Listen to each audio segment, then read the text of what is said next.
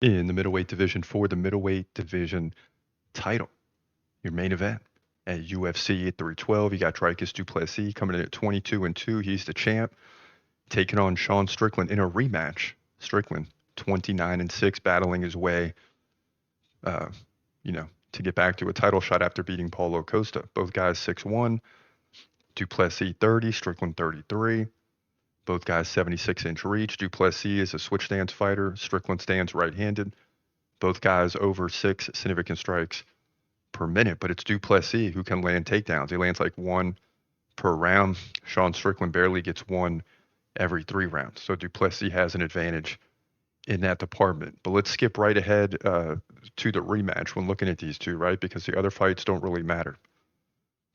Except Du Plessis beat Adesanya to defend the belt, took the belt from Sean Strickland, and in that fight, Strickland actually led in significant strikes, 173 to 137, right? So why didn't he win? Because he gave up 6 takedowns. But you know how the judges are, right? 6 takedowns, great.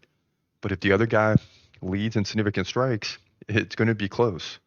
That's why it was a split decision. And it went the way of Dricus Du Plessis.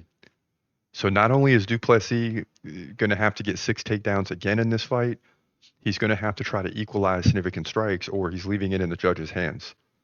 And I think this fight's going to go much in the same way as the first one. I think Sean Strickland will lead in significant strikes. I think Dricus will lead in takedowns.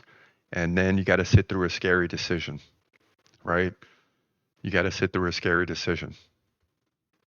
And God forbid Sean Strickland wins a title. Are they going to try to set up a rematch? Because you got Khamzat Chimaev waiting in the wings with a dominant win over Robert Whittaker. And people are not happy that he's got to wait. So this fight has big implications on the future, but I still think Dricus Du Plessis wins a very close decision.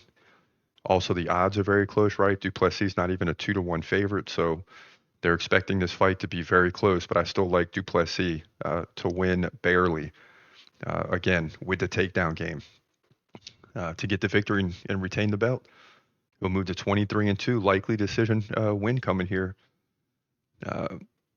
for the middleweight title at UFC 312.